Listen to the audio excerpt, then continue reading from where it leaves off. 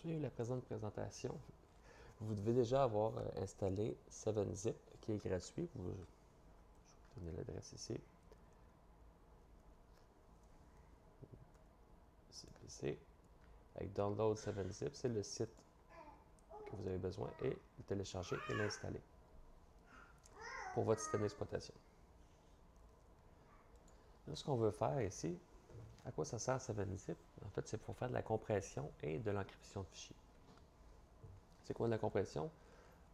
C'est de prendre plusieurs fichiers, les rassembler afin qu'ils prennent moins de place.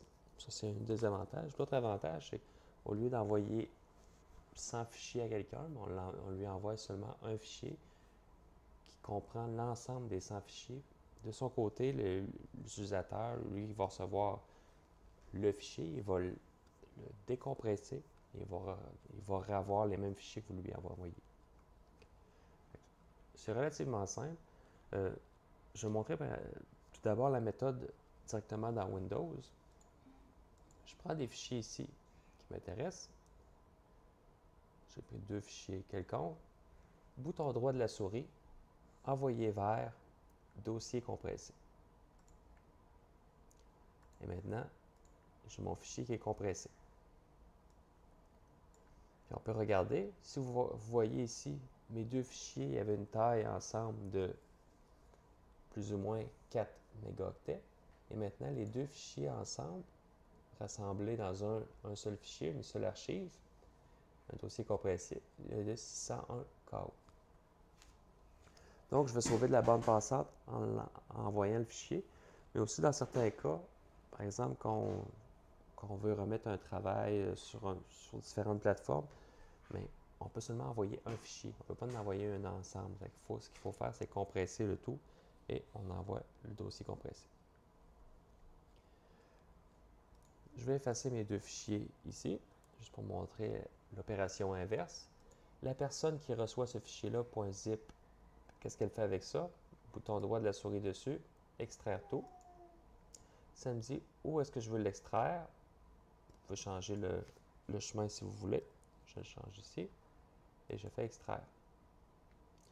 Et on voit que ce que ça a fait, c'est que ça leur fait réapparaître exactement les fichiers que j'avais. Ça, c'est ce qu'on appelle une compression sans perte. Dans le fond, je prends des données, je les comprime, je les compresse, puis quand je les décompresse, j'ai exactement la même information. Ça, c'est la façon de faire avec Windows, qui, par défaut, vient avec votre système d'exploitation. Dans le fond, la compression. C'est la méthode que j'utilise le plus souvent, à moins que j'aie des besoins particuliers.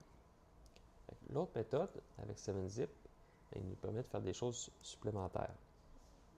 Je vais faire la même chose. Je choisis mes deux fichiers, bouton droit de la souris, je fais 7-Zip ici dans mes choix, puis on voit ici qu'il y a plusieurs possibilités. Si vous faites ajouter à desktop.zip, mais dans le fond, vous ne contrôlerez pas grand-chose sur ce qui va se passer. Ça va ressembler un peu à ce que je viens de faire, mais en faisant ici envoyer vers dossier compressé. Tout va se faire pour vous. C'est une façon simple. Même chose pour ajouter à desktop.7z. Ce qui commence à être intéressant, c'est quand on fait ici ajouter à l'archive. Je clique ça ici. Juste avant de cliquer, juste pour vous dire, dans le fond, que c'est un peu mal nommé parce que c'est marqué ajouter à l'archive, mais l'archive n'existe pas encore. Ça aurait peut-être dû s'appeler créer une archive. Ça s'appelle ajouter à l'archive parce que c'est possible d'avoir déjà une archive de fait. Dans le fond, vous avez je sais pas, 50 photos dans une archive, dans un dossier compressé, et vous voulez rajouter 5 photos de plus. Vous utiliseriez le même bouton. Je fais ajouter à l'archive. Ça m'affiche ici. Là, j'ai beaucoup plus d'options. J'ai, le nom ici, je peux le choisir. J'ai format de l'archive. On voit qu'il y en a différents. Les plus connus pour les utilisateurs de Windows, c'est Zip et 7Z si vous avez le logiciel dont je suis en train de parler.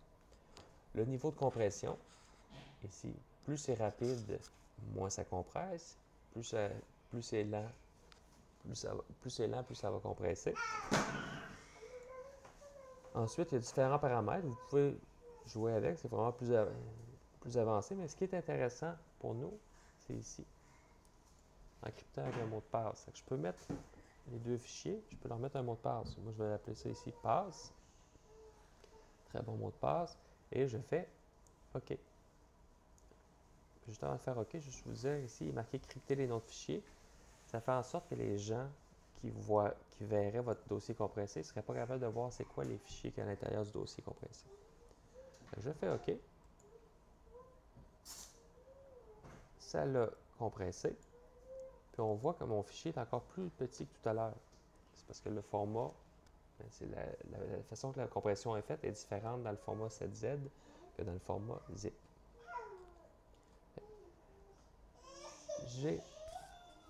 J'ai mon archive ici.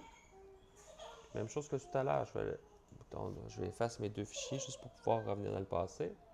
Avec Desktop, je double-clique dessus. Et tant que vous ne mettez pas un mot de passe, vous ne pourrez même pas voir les fichiers qu'il y a à l'intérieur. Je vais mettre un mot de passe. Passe. Si vous voulez le voir, passe. Ça m'affiche ça ici.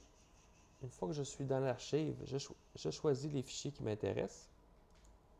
Ces deux-là. Voyons. Ces deux-là. Et je peux faire extraire. Extraire, ça me dit où voulez-vous les mettre. Je veux les mettre à l'emplacement initial. Je m'en vais voir ici et ils ont réapparu. C'est exactement les mêmes fichiers que j'avais initialement. Ce qu'on appelle la compression sans perte.